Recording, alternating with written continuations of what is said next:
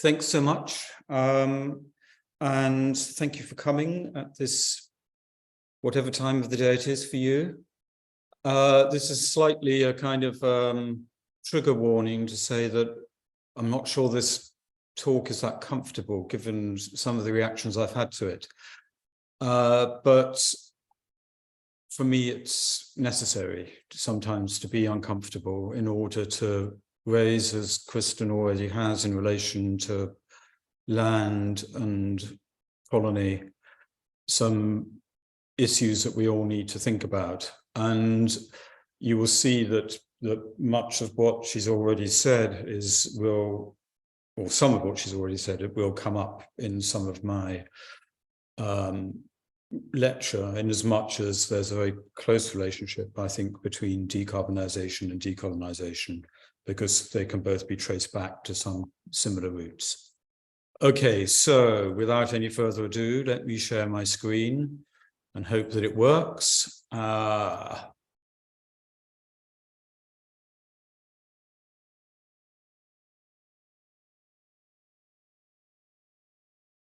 Okay, you should see a thing saying architecture as climate. Yep, that's working really well. Okay. When it gets to transitions, it may not, but if it doesn't, I'd just go over to PDF. Okay, so architecture as climate. This is a project which is very collective, and the collective is called MOLD, and our website is there, which begins to collect some of the initial findings from the research project that I'm going to talk about. But just to go through the various people, there's me on the left, then there's Becca Volker, who is a research fellow at St. Martin's with me. There's Christina Sarifi, who is a research fellow. Excuse me, Jeremy, I'm sorry to interrupt you, but I don't think your slides are changing. We're still just seeing architecture as climate. Okay, I'm going to stop sharing and go to a PDF. I think the PDF would be better, actually. Right. Let's hope the PDF works. Ooh. Oh no, I don't want that one.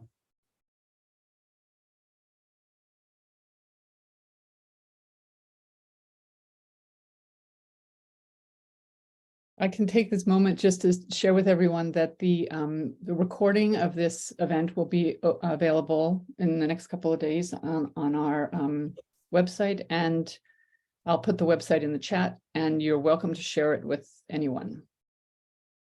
Okay, that's good, Jeremy. That's good. Okay. Yeah.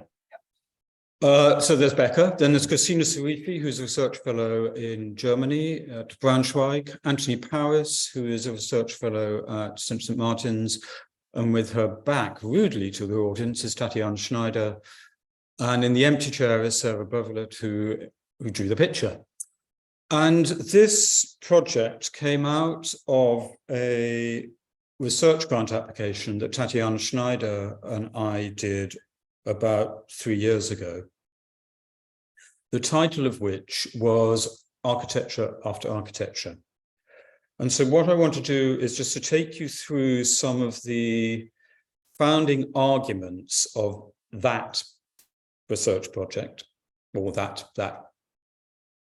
grant application, and then take you to where we are now, because it has somewhat evolved. We haven't yet told the research funders that we're going to change the title of the project, but we did that before with Spatial Agency. So for those of you who know Spatial Agency, that again was a project that I did with Tatiana and with Nishat Awan, and Tatiana and I wanted to do something now which is completely focused around climate, but as you'll see, has some of the same, because it's the same two people, has some of the same kind of ethos as Spatial Agency, but I think is now a very different project.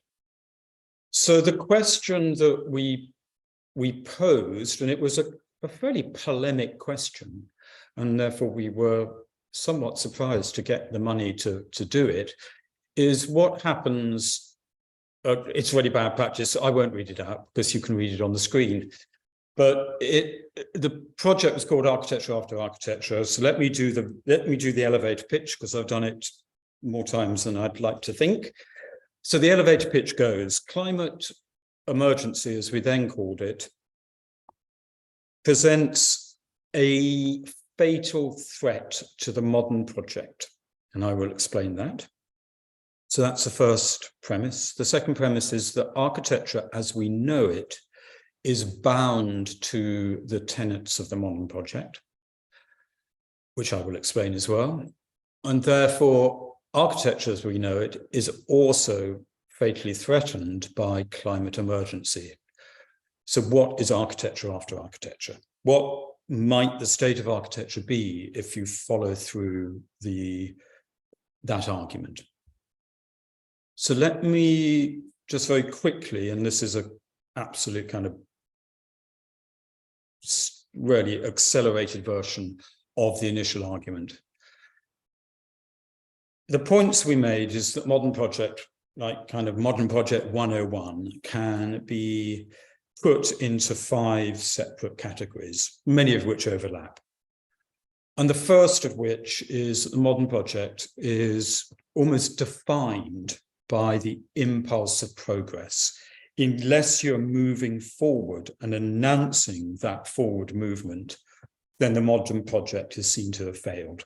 The modern project was a Faustian pact in terms of a break from the traditions of history, the traditions of pre-modern society.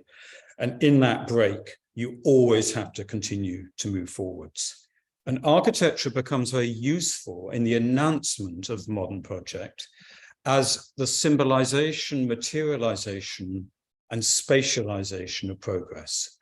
And architecture in this way, and particularly in recent years, I'd say particularly in the turn of the century, from the 20th to 21st century, became more and more hysterical as the modern project demanded more and more symbols of growth as late capitalism got more and more out of control.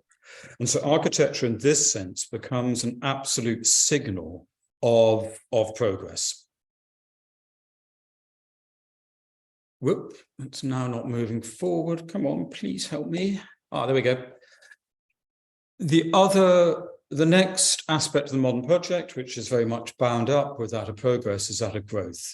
That line has to be pointing upwards. And particularly in political regimes and the regimes of late capitalism, the kind of the pointing upwards of that line becomes an absolute necessity. It's a necessity, apparent necessity, which almost crashed the British economy when Liz Truss was in power for 48 days in the most disastrous form of kind of late modern project, in which she more or less crashed the economy on the premise of endless growth. And architecture, again, is very good at announcing that premise of growth through materializing the regeneration of cities. All good? I heard a voice. Please, can other people mute their microphones? Thank you. And so architecture becomes very much tied into the systems of growth. And in that tends to disguise, as I'll talk about later, notions of the extractivist regimes on which growth is dependent. The modern project is also a project of order. And my intellectual mentor, the other book, which people may have read, or which I think is like my kind of statement of intent, called Architecture Depends. The intellectual mentor of that is a sociologist, Zygmunt Bauman, who's incredibly clear about the premise of the modern project being a project of ordering. And architecture, again, becomes a very useful device in that project of ordering, particularly in the early 20th century, in which the order, people like Hilsheimer or Corbusier or whatever, the ordering principles of architecture then rather perniciously become ordering principles of society as well. The modern project is also founded, as we know, on the principles of reason, whether it is from Descartes or Kant, in terms of philosophy, or the rise of the technocratic and scientific modes of thinking, in which, particularly in the 20th century, the only way to progress, the only way to grow was through the paradigms of science and technology. And architecture wedded itself to those paradigms. So by the end of the 20th century, one has high tech, or in the beginning of the 20th century, the futurists or whatever, or Corbusier, in which all of the principles of the principles of reason played out through scientific reason, but then it's kind of child of technology, is assumed by architecture and assimilated by architecture as part of its own project. And most tragically of all, within the modern project, is the separation of humans from the non-human and humans from nature. And as soon as that intellectual separation takes place, right back in the 17th century with Francis Bacon, as soon as that separation takes place, then nature becomes available. It becomes available for exploitation, for appropriation, for extraction, and for all the things which are leading us to where the crisis that we're now facing. And it's that separation of human from the non-humans, both the intellectual, but then an operational project that is so bound to the modern project, but architecture clearly is an agent within that separation. Architecture becomes almost a kind of a symbolization of the artificial, and even more so when skyscrapers are covered with trees, because that actually just accentuates, in the name so-called of sustainability, because that simply accentuates that very abstraction of nature as part of the human project. So the next part of the argument is how climate becomes this fatal threat to the modern project. And in a way, I just need to show this slide, which comes from the Australian bushfires of two and a half years ago, about 2.5 years ago, which is people whose only sanctuary, literally sanctuary, either only point of safety, is a beach. And the beach is a classic bit of the modern project, that part of the kind of pact that you make is that you work very hard, but then you also have time for leisure. And the time of leisure is played out in spaces such as the beach. And therefore this kind of, this paradigmatic space of modernity, which is the beach, also in this case becomes a place of sanctuary. How can we talk about progress when polar bears are floating around on ice? I mean, I could show any image, and it's a fairly crass image to show, but how can we still talk of progress when on a daily basis our lives are being confronted by the force of nature wreaking its revenge, of Gaia wreaking its revenge on the people who've disturbed it, or her? In terms of growth, the dangerous thing, and this graph could be a graph of CO2, it could be a graph of tar sands extraction, it could be a graph of whatever, it doesn't really matter. I.e., on the vertical, we could be mapping whatever, and the horizontal, we're mapping time. The danger is, I mean, most obviously in terms of biodiversity and extinction loss. The danger, and I say danger, and it's quite a soft word really, because it's much more, it's an existential danger to humanity, is that when that graph is not just going up at a comfortable 45 degrees, but when it starts reaching the vertical, which it is in the case of insect extinction, for example, that when it reaches vertical, that's the end of humankind, and therefore we are genuinely heading towards the sixth extinction. And yet growth is still championed politically, economically, and intellectually. How can we talk about order when, as I said before, our lives will be, have been, and continue to be disrupted by the ravages of climate?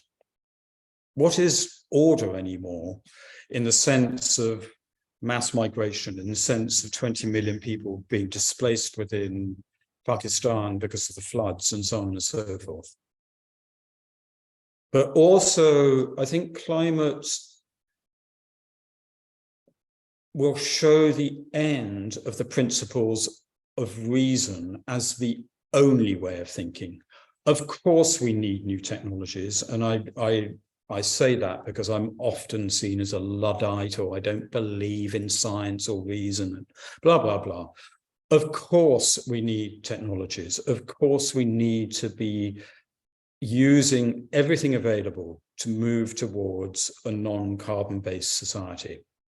However, reason alone will not get us out of the predicament that we're in, for the simple reason that the very systems and orders and premises that created the crisis are not the ones that are needed to get us out of it.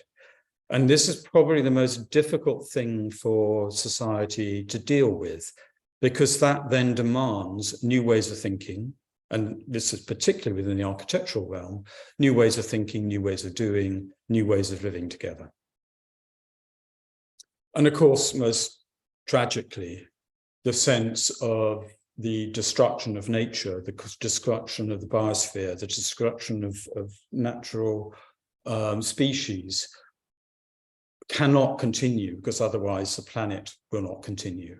And therefore, climate, in a way, spotlights the very, very existential nature of the end of the modern project. And so that's architecture after architecture. And the more that we've done this project, we've been doing it about 18 months now, the more uncomfortable we've become with that terminology. Mainly, as I will explain, because it suggests a sense of rupture, a sense of you can just leave everything behind, we have to all start over again. And that we don't think is a particularly useful way of presenting a project like this. And so what I now want to do is try to kind of work through the condition we're in at the moment and come out the other side in terms of the development of the project, but also to give some pointers as to why we felt that architecture after architecture wasn't that useful a title in the end. I think it's a good title to win a research grant with, because it obviously attracted attention, but I think that it may not be that useful in terms of the agency of the project in the future. And what I want to do very quickly now is to explain why we feel that we're trapped by some of the language that is being used in relation to climate, and how that language is so tied into the modern project, and therefore in a way that we need new language and new words to describe the predicament that we're in. A lot of talks and conferences and academic departments and politicians talk about, so I'm just going to go through some terms now. There's about 8 of them, and then try to come out the other side. Talk about the idea of resilience. And if you look at this as a definition, which is a fairly standard definition of resilience, I think just that those 2 lines give a sense of the problem, in as much as what resilience is about is not disturbing the status quo. We allow the status quo in terms of the economic status quo, in terms of the political status quo, in terms of the social status quo to continue, but we design systems so that we don't disturb it too much. And the issue is that the economic system should not be retained, because the economic system is based on principles of growth, which will in the end lead to the collapse of planetary systems. That political systems shouldn't be maintained, because as we've seen, there's a collapse of democracy, but a growth of inequality. And social systems are the same reason in terms of the relationship of social justice to climate justice. So resilience is a problematic term. What happens if instead you use a term of resilience which is completely different from Adrienne Maree Brown, in which they talk about acts of love as a form of resilience, opposed to some form of technocratic operation to limit disturbance. And what they do is to talk then about ecological resilience being tied into a project of social justice. And then the big word sustainability, in which amazingly this definition is still trotted out. And I feel kind of bad in a way to trot it out, but it's still being trotted out. And so let's go through the definition. Sustainable development, well, there's a contradiction in terms in two words, because development is defined through systems of growth, and systems of growth are going to destroy the planet, and therefore you cannot have sustainable development. That it would be fine actually if we were talking about the needs of the present, but what we're actually, i.e. that if we were really talking about the needs of humanity, we could probably design systems in which the needs of humanity are fulfilled. But we're not talking about needs, we're talking about wants, because the whole of the machine of the modern project, and particularly of late capitalism, is driven through the endless supply and desire-making machine of the growth of wants. And therefore, sustainability is not tied to needs, it's tied to wants. When Brundtland wrote this in 1987, in fact, the world was already confused, and therefore it's a bit disingenuous to suggest that we could still, at that point, design a sustainable development without compromising. But the real problem with the word sustainability is the word sustain, because as in resilience, it implies that we can sustain our current systems and our current lifestyles and our current wants and our current forms of political and economic infrastructure. And yet, I think it's quite apparent that something has to shift. We can't continue to live in the madness that we presently are. And therefore, we need a word which is not about sustaining, but about forms of transformation which are systemic, rather than an incremental set of shifts to get us into a mode of believing in a kind of emollient manner that we can sustain. And one of the things that we did in Mould was we went on a march through London, which now would be an illegal march because of the state of democracy in this country in the last few weeks with our public order bill. But we did go on through a march, I haven't got a picture of it, in which we made a set of banners, and this is one of the banners, which was probably more, you'll see the other four, the other three, probably one which provoked the most discussion, let's say, as to what we meant by that. But because it provoked discussion, I think it was a successful banner. The next word is emergency. And although we talked about climate emergency within our initial grant application, we've now stopped using the word emergency. Because what the word emergency suggests is that the planet is like some kind of really sick patient who can be rushed into some A&E, accident emergency ward in a hospital, and a set of experts, doctors, architects, sustainability consultants, blah, blah, blah, can all operate on the planet through the forces of reason, through the forces of the modern project, and miraculously out will come a newly formed planet. Now, the issue with that is A, as I'll talk about, there are no solutions. There is not a solution to the climate crisis. It's a predicament. It isn't a problem to be solved in that sense. But worse is that by rushing it into hospital, you forget about what's caused it all. And our argument very clearly states that the only way for dealing with the crisis that we're in, or the breakdown that we're in, is by understanding the causes of it. And the emergency doesn't do that. And this sense, therefore, there are solutions is also very much a modern way of thinking. the modern project is full of experts who create problems which can be solved. The solving of problems in architecture apparently is done through the solution of a building. And if you make that building as low carbon as possible, then the problem is in some way solved. But that doesn't deal with the relational and systemic way in which the crisis is unfolding. So this is one of my least favorite slides, which puts all my least favorite words together. Smart city, urban solutions, connected maybe is okay, resilient and sustainable cities. But there are around the world as we speak today, I bet if I Googled conferences, urban conferences, these words would be being played out.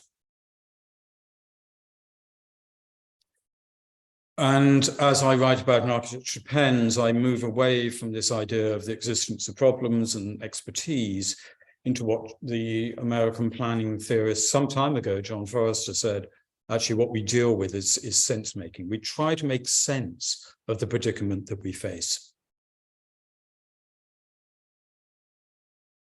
I think that Stengers is right. I think in the future, we will look back on people like Liz Truss. Okay, Liz Truss is stupid, so maybe we won't look at Liz Truss, but we will look back on the current orthodoxies of neoliberal economics, of the right-wing think tanks, and we will say what they were proposing was criminal.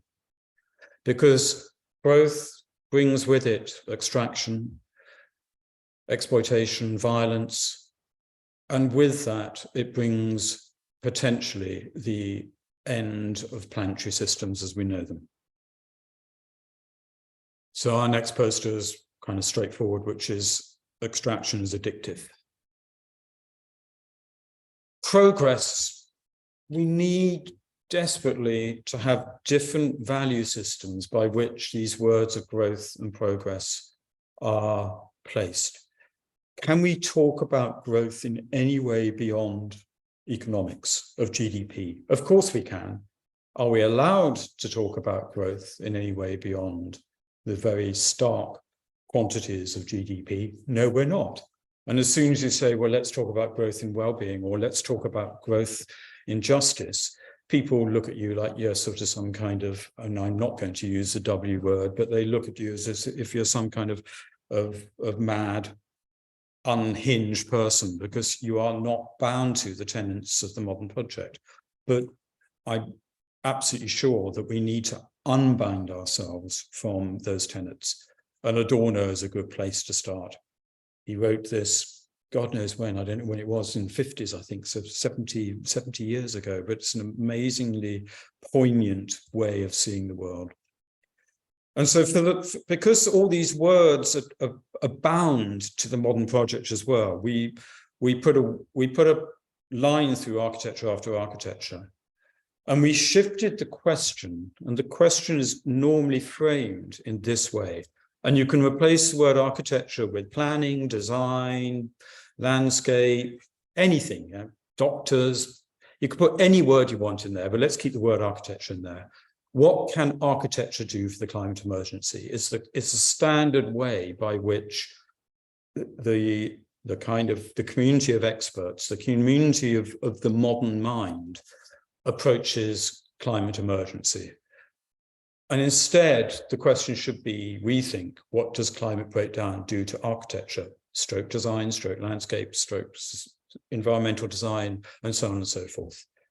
How does, if one takes seriously the constitutive forces of climate breakdown, and if you take seriously the impacts of climate breakdown, then what does that do to one's own discipline?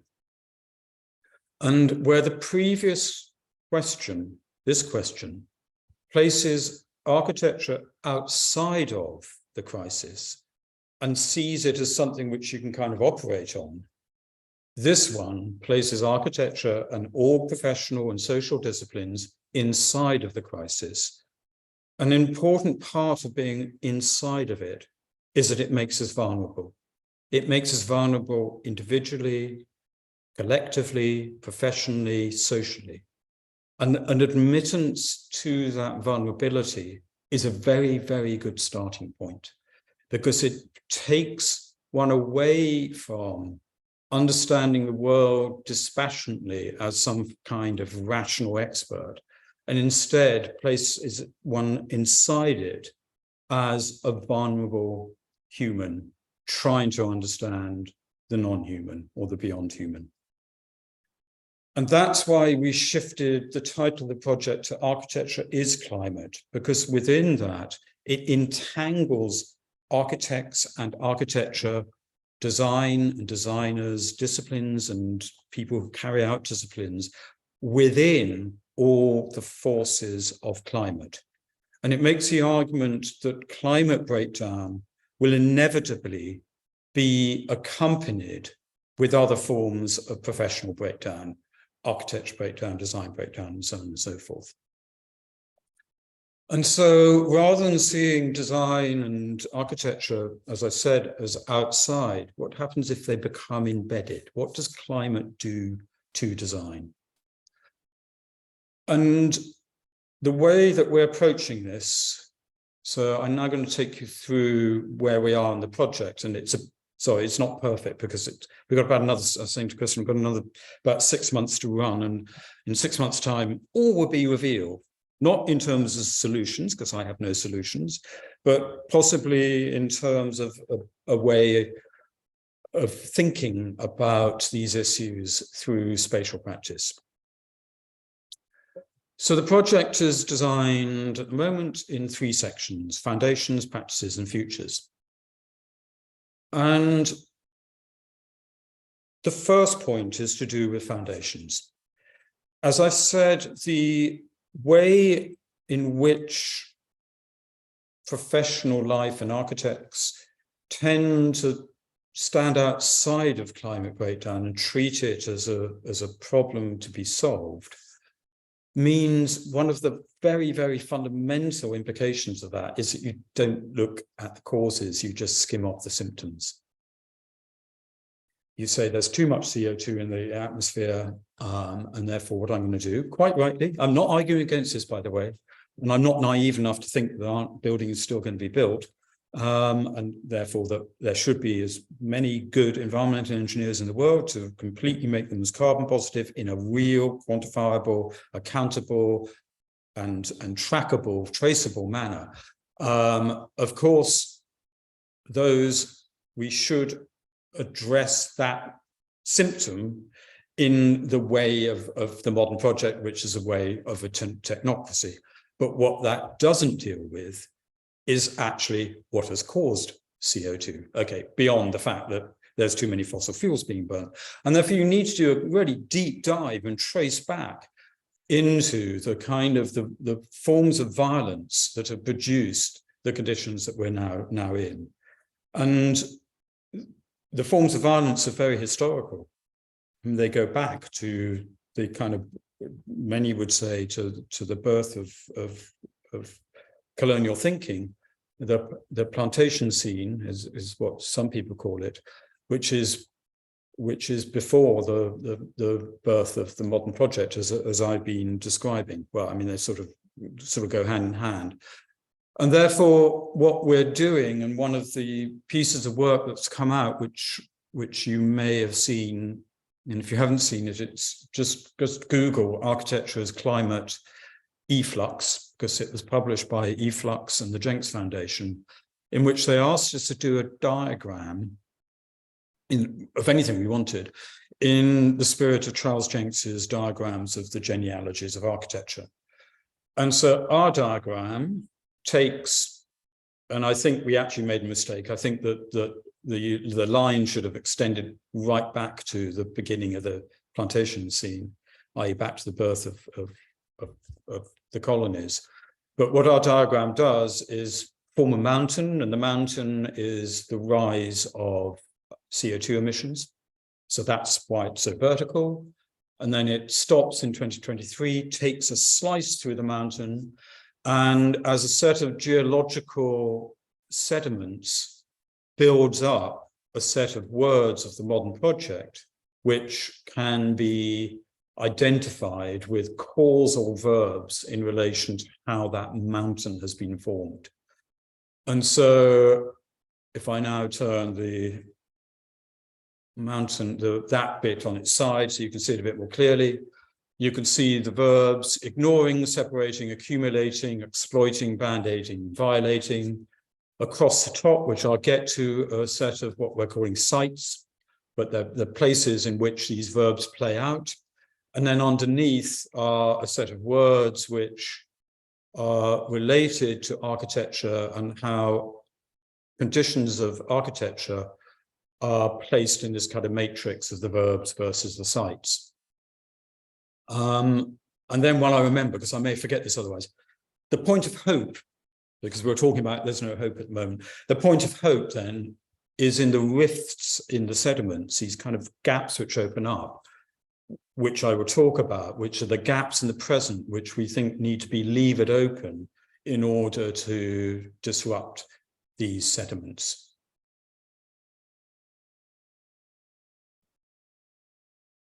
So the first word is ignoring. And then you can see the verbs, the sites across the top. I can't take you through the whole thing. The modern project ignores the consequences of what it's doing. It still does on a daily basis. You still will get, you know, I was telling the story of, you know, there are fires in the Alberta tar sands, and yet a press release was given out by the Carbon Criminals press office. Carbon Criminals, sorry, the oil and petrol industries press office, and saying, yeah, the fires are really bad, but our operation's still okay.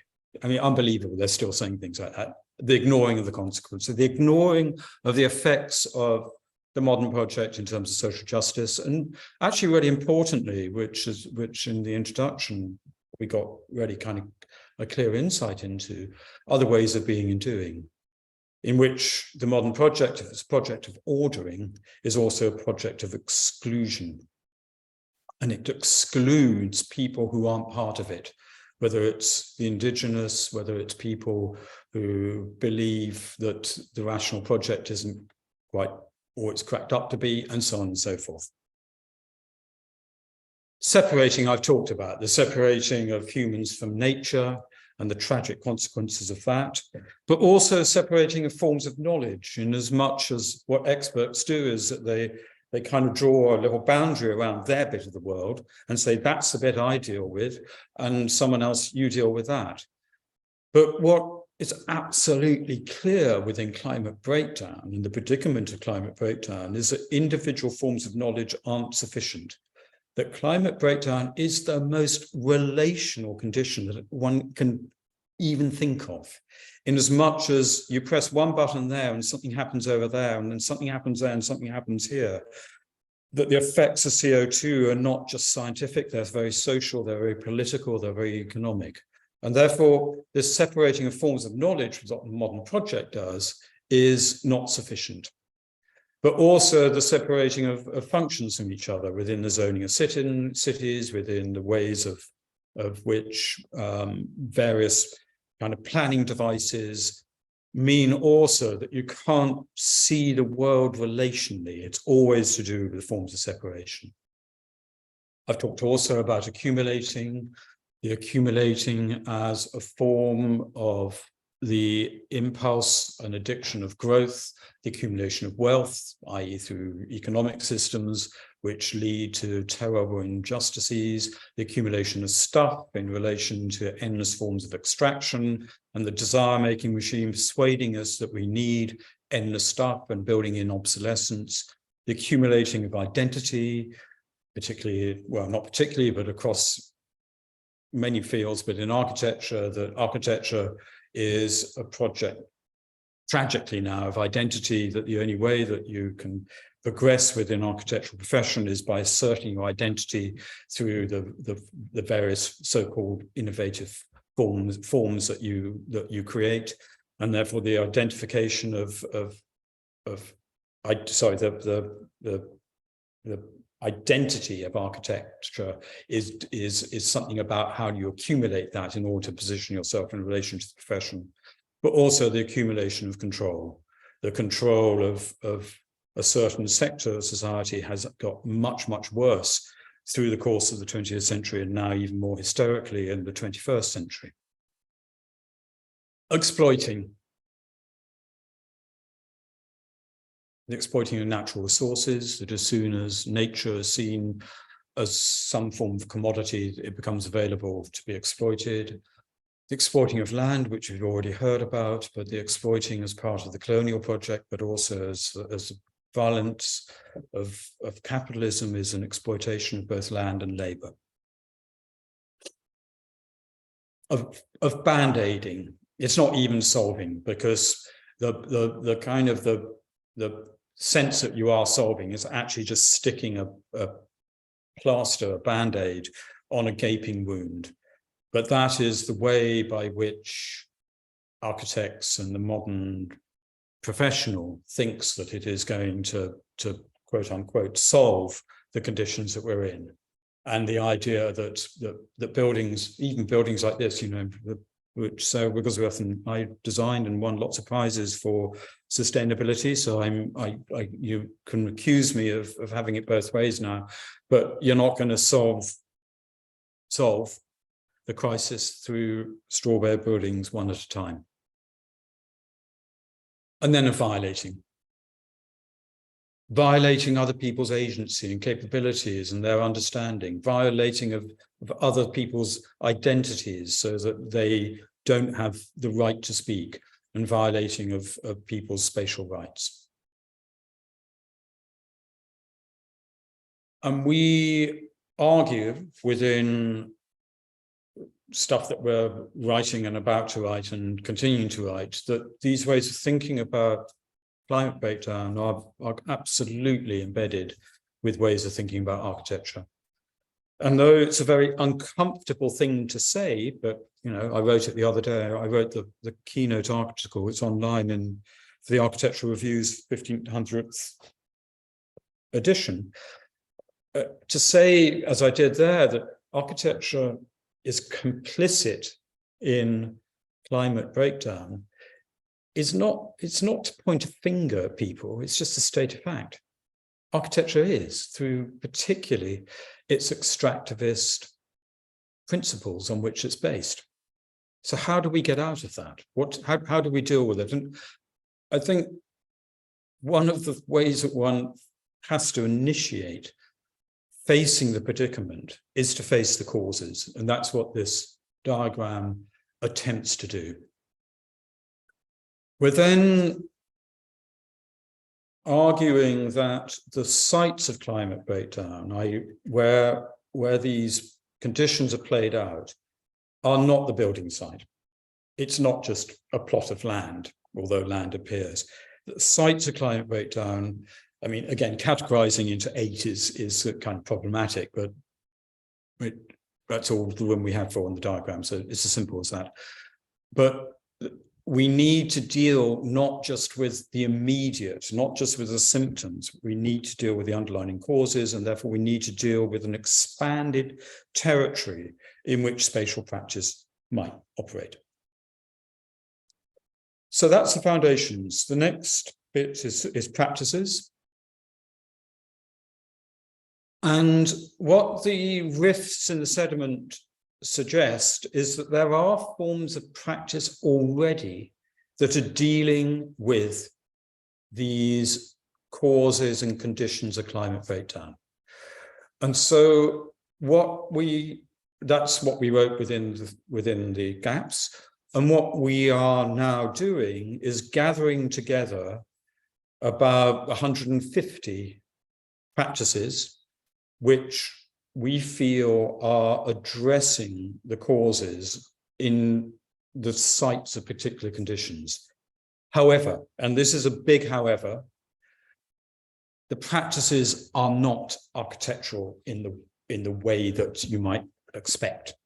Well, you might not expect, because we wrote Spatial Agency, which is about other ways of doing architecture, but it's still more critical of normative architectural practice than spatial agency, in as much as, if you follow through the argument that architecture is complicit, that architecture is bound to the modern project, to look at forms of architectural practice is not where we're going to find the script for the future. It does include some architectural practice, but it ranges from anything from the Chilean constitution, or the Chilean constitution wasn't voted for, to Lacan and Vassar, I think are probably the most architectural people on there, but lots and lots of stuff in between. And our criteria for whether the practice should be in or out was, is it dealing with climate, and does it have the causes of climate breakdown, and does it have lessons for architectural practice? And so each entry on the left, you can see this is just from Notion. So this is not the website, it's just our database, which we're doing on Notion, which I can highly recommend. Has the sites of intervention. So we think that this one is dealing with knowledge and culture. It has issues it's dealing with, violating identities. It describes the context which it's addressing, and then it's form practice. So each entry, it will be about 150 by Christmas, we hope, is formed in that way. And the important thing about that is to position each of the practices, both looking backwards, i.e. into the foundations, into these issues and its sites, but also pointing forwards, i.e. what can we learn from it, in order that these rifts within the sediments can be levered open through looking at existing forms of practice. I think that the trouble with too much of the architectural response to climate emergency at the moment is either it's deeply pragmatic and technocratic, and as I've explained, be as carbon positive as you can. So it's either that, or else it's kind of nonsensical ecofuturism, in which unbounded, ungrounded utopias sort of are dreamt out of the world and then called sustainable underneath. And obviously the most pernicious example of those is what's going on in Saudi and places like in Neom, in which, you know, architects, I can hardly use the word to describe them anymore, actually, because I think they're so unethical, are claiming that they're being sustainable by building, well, you know what they're building. So the point is to try to not be dreamy. The initial project was a bit too dreamy, I think, because it was suggesting scenarios, but always to build your futures through gaps in the present, through people who are already operating in manners which are facing the predicament. And then what we're doing is, and this is very, very early, so don't look at this too carefully, what we're then doing is, for each project, we're saying, okay, what can we learn from it? And then we're positioning what we can learn from it, what we can extrapolate from them against these sites up there. And this diagram will become much more filled up later. But also we're kind of just being quite playful about looking at these practices which we think are exemplary and just saying, okay, what's really lovely about them? And so that we can find points of find magic in the given, the power of the middle, so that these become almost like kind of Brian Eno's oblique strategies, in which you just say, people are already doing this. Why can't we just learn from that? And this then may begin to inform how the futures might be collaboratively constructed. And so the final bit of the project is going to be about futures. And it's a sort of scenario building exercise in which we give a set of prompts and models as to how you individually or collectively might be able to bring your project, yourself, your anxieties to a scenario exercise and see what comes out at the other end. Because as we say, there is no scarcity of imagination. In fact, the imagination becomes an important agent within the conceiving of futures, as long as the imagination is not seen as some kind of state of genius or some kind of state of unbounded and ungrounded hero figure. The future is here. you've already seen that quote, so I'll move on from that one. And this is a quote from a catalogue entry that from next week at the Venice Biennale. So Leslie Locker, the curator, asked us to write a short entry, and we're really honoured to do it for her catalogue. And I'm probably placing too much hope in what I see next week in Venice, because I think what Leslie is attempting to do is incredibly important in terms of finding these gaps which are already there, what she calls the laboratory of the future, in practices which have been ignored, violated, exploited through the excesses of the global north and the global north's attachment to the modern project. And so that's where I'm going to end. That's our architecture is climate. Thank you. Thank you very much, Jeremy. That I think gives us all a lot to think about as an understatement.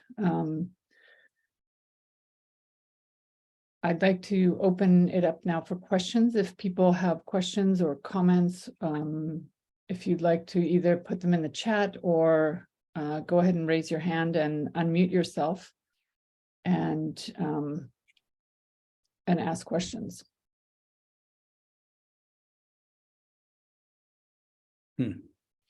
Okay, I'd like to know more about your definition of architecture. That's a really interesting question, because we talked long and hard as whether we should use the word architecture. In the past, we have used the word spatial agency because we invented it. I think we did, actually. And spatial agency suggested, or the argument of spatial agency is in the subtitle, which is other ways of doing architecture. And therefore that we wondered whether we should or shouldn't stick with the word architecture. The reason we stuck with it is that we feel that we need to stick with the center in order to disrupt the center. As soon as you propose an alternative, then the center just keeps on going. Whereas we are thinking that architecture is something which needs to be fairly radically disrupted in the face of the climate breakdown. Our description of it, therefore, has to move beyond the standard description of architecture, which is the one that a 17-year-old will give to their parents when they're saying they want to, basically 17-year-olds want to do architecture, and they explain to their parents, well, this is a complete kind of oversimplification, but I've had it so often. They want to do it because it's a mixture of art and science, and therefore they think it's going to play into both hands, but also lots of them want to be creative, but their parents want them to have a profession, and architecture does that for them as well, because artists don't earn enough money, as it were. So architecture is too often described simply as a production of objects called buildings. And the argument, as you can see, is that architecture has to be seen as an expanded discipline. We are absolutely not stupid enough to say there will no longer be buildings, because as soon as we say that, then people dismiss it out of hand. But we aren't stupid enough not to say, that was a double negative, but we feel it is important to say that architecture needs to expand its horizons to address these different sites, whether it's policy, land, or whatever. Now, part of the project is a provocation. I get that. And I was talking to my partner, Sarah, the other day, and she said, well, what does it mean to me as a practitioner? And I said, well, yeah, I mean, has pioneered a whole radical form of feminist practice, and therefore she knows what it means to take on the center. And what we're saying is that you need to have these kind of critical views of the world in order to reform your own practice. So architecture becomes a much more expanded field of practice. And where I'm optimistic And I have to be optimistic because I'm still a professor of architecture. And I have to be optimistic because for 10 years I ran, a fantastic creative institution called Central St. Martin's, is that I think that there is a understanding within good architects of how social relationships, including the relationships of climate, play out in space. And that relational way of thinking through an understanding of spatial relationships being harboring social relationships and vice versa is something which I think that architects underplay as a way of thinking because of the obsession with the new, with their obsession with the making of objects, because of this notion of identity and so on and so forth.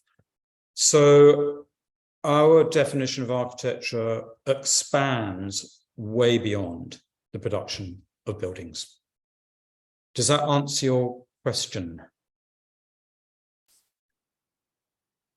What if we define it as materialism of philosophy, psychology? Yes and no. I worry about the kind of about the psychological view of the world, because I've seen too much of that turning into forms of subjective ways of dealing with the world, and sort of bad phenomenology in which you kind of become detached from the political and social consequences of your work, of your practice. And so I worry about psychology. Philosophy, maybe. I did a master's in philosophy quite late in my career for that reason, but only really as a philosophy as a form of ethical thinking, rigorous ethical thinking.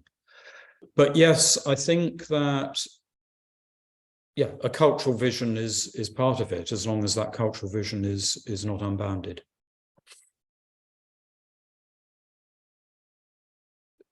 Sarah. Hi. Maybe along the lines of your description of architecture, and also kind of like as a comment of what you were describing about sustainability, because what I really liked about it was that you said we have to redefine that, right? We can't just be thinking about ways to sustain what we are already doing. And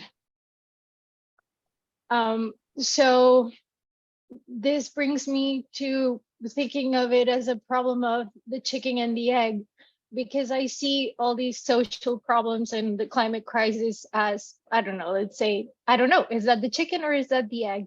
And then the architectural practice is just perpetrating that, or is that the egg, right? Is that a cause of our beliefs, our political system, our economic practice, the capitalism, right? And so which one do you, if you decide which one is the egg, maybe you attack that one first, or you do something to change that one first. So do we change the architectural practice first, or do we first find those ideologies like sustainability that we need to change first?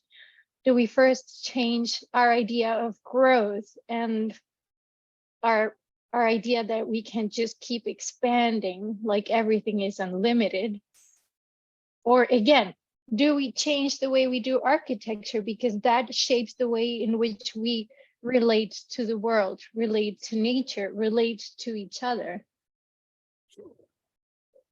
I think that's a really good question, but I'm not sure that it is so simply as cause and effect, or effect and cause. I think that, I mean, to answer your question directly, one has to deal with the conditions first and then see what practice means in the face of conditions.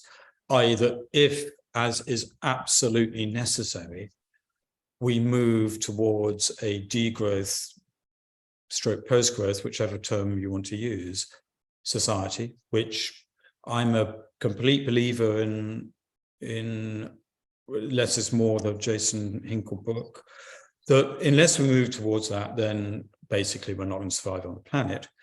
What then does that mean to architectural practice? So you have to, I'll be direct. One has to look at the causes. That's why we did the diagram. That's why we did the mountain, because that sets out in one way or another a set of causal verbs of the modern project which impact on current models of architectural practice.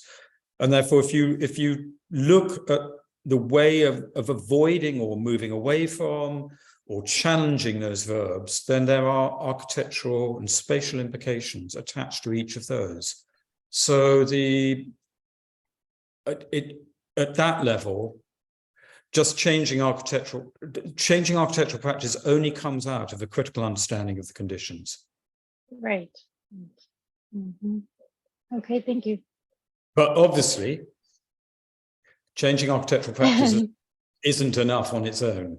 But we all need to be we all need to get deeply political. We all need to get activists. We all need to engage with our local communities, institutional groups, and actually talk about this as the key aspect of all of our lives. And I look at architectural conferences. One of the things I hope none of you are doing this. Maybe you are, and you can shout at me. There's this new architecture and neuroscience. I mean, it's just fantasy world. And yet there will be 4 conferences somewhere internationally where people are flying around the world to talk about quad science and talk about sort of fantasy views of, if I rewire my brain, architecture will get better, all bollocks like that.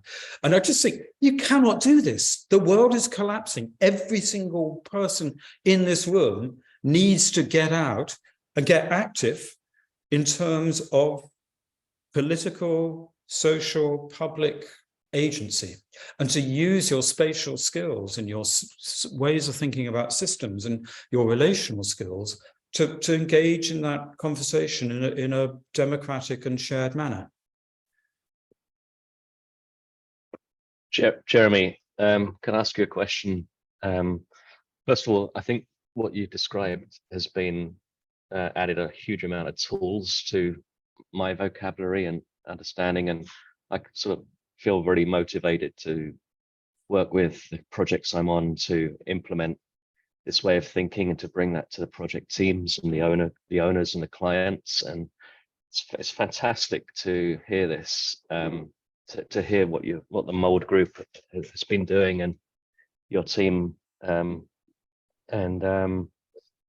So, obviously to impact, we're just practitioners, one-offs here and there. There's about 20 of us or so on the call, maybe 25 people at one time.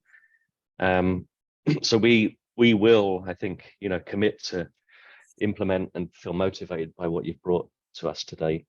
But I wonder how you see, from a larger scale and this need for a rapid acceleration and implementation, how can regulations, in a way, that's the minimum bottom line that we face, on every project, as you know, with Sarah and yourselves. How can we work with regulations to rapidly expand the horizons in policy that you sort of mentioned? Has that come up in your thinking on what we can do about that, to really drive that forward, to drive the bottom line? Like you talk about the center of the industry, the center of architecture, the construction industry, design industry. How do we really impact that from a policy sort of regulatory point of view? Yeah, I think that's really important. It's why we included policy within the diagram. And it's, for us, land and policy are the two most difficult. We can kind of, resources are no-brainer, but economies, land and policy are really difficult for us. But the examples that we're giving are political and activist examples. I don't know if you know the work of Letty in London, or of ACAN, both absolutely extraordinary groups of generally younger. Interestingly, although it's in a very technocratic oriented manner, they are young, they are gender balanced, whereas most of the industry is male dominated. And what they've done is to use their expertise, and they've got regulations changed. I don't know if you knew what was happening, but the government were trying to change building regulations. This was pre-Grenfell. And one book everyone's got to read if you want to understand the state we're in, and this idea of the relational, is Peter Apps's brilliant book on Grenfell, of the tragedy of Grenfell. I know it was in London, therefore might sound very kind of parochial example, but that book describes the state that our professions are in absolutely brilliantly, and the social consequences. But the government, in their mad ideological rush towards deregulation, wanted to deregulate the building regulations and the energy. And of course, they had their funders, the house builders, on their side. And the house builders came up with a great ruse of offsetting, that you could offset your energy, which meant that they were proposing building regulations which would actually reduce insulation. And Letty and ACAN got together and they got 3,000 people to write in. And that was using their political expertise, well, their political activism together with their professional expertise to change things. And I think that is a brilliant example of how, yeah, there are various ways you can do it. You know, my brother is a Insulate Britain protester. He's in court, you know, regularly at the moment. He's been found guilty and he'll be sent to jail. You can go and sit on a road at one end of the spectrum, or you can use your wondrous communicative skills in a community room on the other, or you can use your professional expertise, as Letty have done brilliantly, to change policy at a national level. And then various different manners, but it's kind of getting outside of the standard definitions of architecture. Ken Lever's got something about population. I'm not sure you're right about that. You're right and wrong. There are so many different predictions as to population, and one of which is most authoritative. It's actually going to flatline by the end of the century. But also the trouble with taking the population route is, I'm afraid, that it also becomes a eugenic route, i.e. we got to stop people in the global south breeding, and that's their problem. And that becomes a very, very dangerous line that people are taking. Yeah. Of course, many of the issues of population are also bound up in gender rights, that actually if you asserted the rights of women globally, then the issue of population would largely be mitigated. I think it's an incredibly difficult subject, the one of population, because I've been to a green economic conference in which someone talked about population, and I thought he was a eugenicist. I really did. I thought that basically he wanted to go and murder the global south because they're reproducing too fast, and I felt, ooh, that's really uncomfortable. Are you saying our continuing emphasis on urbanization, cities and megacities is suicide? Well, it depends how that's done. Does it need to be done through systems of endless production and endless consumption and endless newness? So yes, in its present guise, yes. But you could also see that if the systemic change which is needed comes about, then one of the things that happens immediately is a redistributive economy, which places it much more back at a local level in terms of control, in terms of economics, in terms of redistribution. And in that, the centralized systems of control which go with mass urbanization is dissipated into other more localized systems.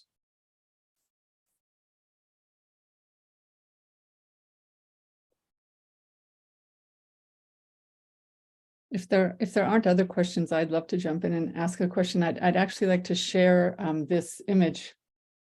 Going back to I'm very interested in your discussion of language, because that's something that I think a lot about, and we have a lot of conversations around, because much of the language we use, like Indigenous as an example, is is a colonial construct, and so how do we navigate our way into a different use of language?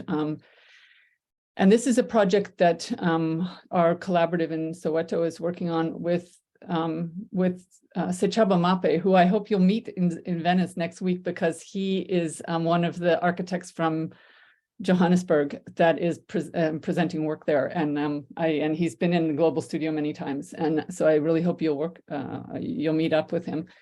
But you started with a drawing of the people at the table, and that's what made me think of our drawing of people at the table. And I wanted to ask you how you choose who's at the table, because I think that's so, that becomes, very much when we think about, the different values systems that create words and the norms from which words and language come from. It's so important. And so I, for example, on our design team, and as a designer, we list the river as a member of the design team. But also we look at the hierarchies of who is at the table and how they're at the table. To just say somebody has a seat at the table, as opposed to, that's me as the white PhD expert sitting with my chair on the table, because that's generally the value that whatever I say is given, and by others in the room. And so how we, I guess, just your thoughts on this idea of how we need to come around the table to have these conversations, but how we actually do that. Oh, you're talking about metaphorical table, I assume. Yes, but literal as well. I mean, we also literally come around the table, as you showed in your first slide. Yeah.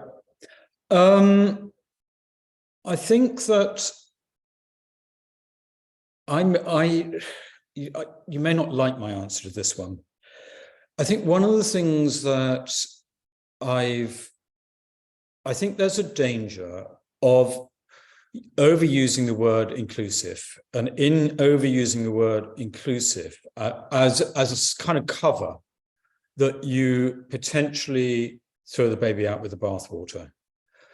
I'm particularly interested in what happened in community architecture in the 70s in Britain, in which the architect was more or less demonized, and therefore that any form of power or expertise was abolished, and because power is not, knowledge is power, and therefore you've got to get rid of knowledge, or that kind of knowledge.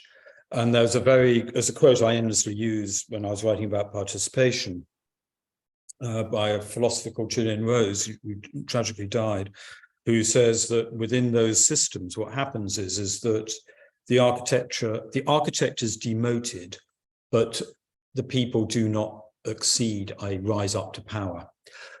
And therefore, I think one needs to be very careful about how the table is a collection of knowledges in which every form of knowledge is respected. Yeah.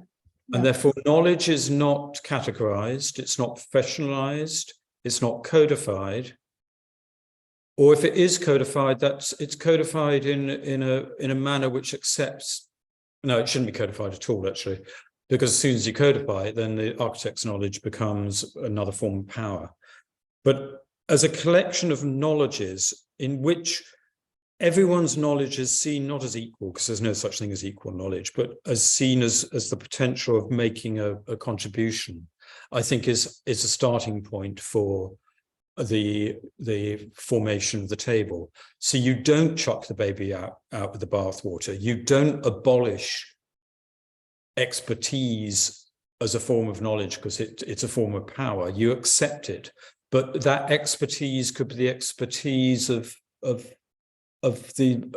very, very everyday situation, in which the everyday situation of doing dishes is as important as the professional thing of doing U values. as it were. And then the table becomes a collection of shared knowledges, as opposed to, as you've got in your thing, the kind of hierarchy of knowledges, which are very much established in most forms. But that, in the end, means that's why I think this kind of admission to vulnerability is important, because the vulnerability of the forms of knowledge which currently have power, if you see those actually as vulnerable, then other forms of knowledge become more poignant in the face of the predicament. And it's that kind of vulnerability of each of us, including our forms of knowledge, the acknowledgement of that, which I think is a good starting point. We tend to talk about it as sort of looking at our knowledge systems amongst us as horizontal. This we put together for a social justice conference at Stellenbosch in South Africa last year. And part of the conversation was around of what this was for, is about when our way of working, we come up against, like the institutions of the city in order to work on projects and so on. If you have any thoughts on sort of that dynamic of what we're talking about today, how these practices and ideas, how they how they can come to terms with, and it's a bit of what you were talking about with policy change, of how Well, they. Yeah, I get that. Yeah. I think it's about being very inventive about the design of the table, as it were, and the design of the games on the table, and the sharing even of the design of the modes of communication. And one of the things I can't stand is this kind of phony forms of participation, in which architects bring along a model of their master plan and invite people to put sticky notes on it. I can't stand sticky notes. What are they called in Canada? Post-it notes. Post-it notes, yeah. Post-it notes, and so there's a master plan, and then people are invited to say, oh, I don't like that color. And then basically at the end of the day, the architects take the thing down, peel off the post-it notes, because you can do that, and just get on with it anyway. Yes. That's because the game which has been devised is a game still which codifies power. And so one needs to be inventive about how you even initiate a conversation about how different forms of knowledge might express themselves. And I still think that the whole idea of storytelling is I know people write about it, but why not? It's a good way of talking about the world, talking about my experience of the world, my stories of the world. Now that anyone can tell a story, a 5-year-old can tell a story, anyone can, but experts don't like telling stories because it gets out of their comfort zone. And so I think particularly the people, the more power that you have around the table, the more you have to challenge your own comfort zone. Yeah. Thank you. Do we have any other questions?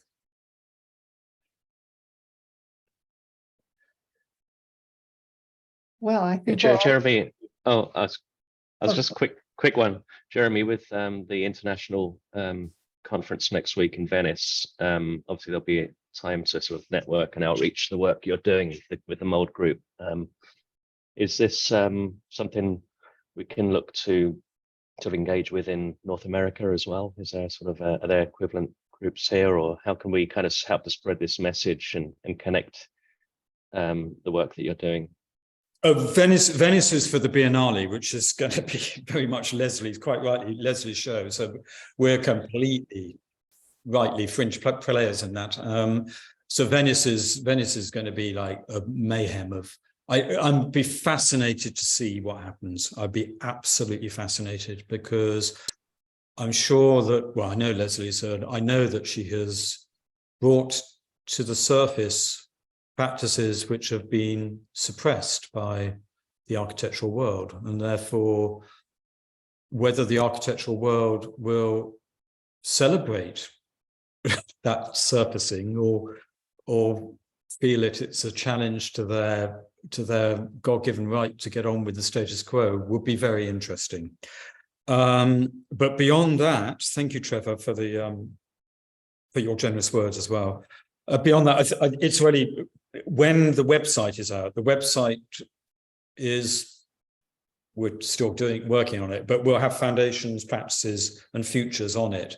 And we hope that, I mean, I'd love to test it on people in September or someone, if a group in North America want to have a dry run on it, that would be lovely to see whether we've pitched it at the right level, whether it's useful. But I think that the website will be the way by which people engage with the project. We should, Trevor and Jeremy, I'd like to propose that we follow up on that and do that. We could host it with the Global Studio. That would be fantastic. Yep. Well, we could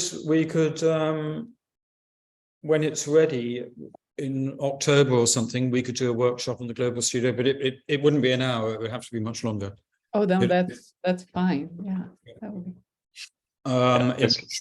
be. In which we could play out some of the things. I mean, what it would be is a much more developed version of what I've just given you in terms of the foundations, practices, and futures. But it's the futures bit that we're most, the foundations and practices we've pretty much done and feel reasonably confident about, but the futures bit needs a bit more input, and we are doing lots of workshops in the coming months to try to test it a bit. Excellent. Well, we'll keep in touch on that. That'd be great to continue the progress. See where you're going. Okay, I'll let you get to your breakfast then. Thank you so much, Jeremy. And I will send you as well the link to this when we get the recording done. And thank you everyone for your time and joining us today and your questions. Yeah, thanks a lot for coming and for listening. Thank you, Jeremy. It's been really great hearing your talk. Thanks. Great to see you. Yep, good to see you too. Send our best regards to Sarah. Will do.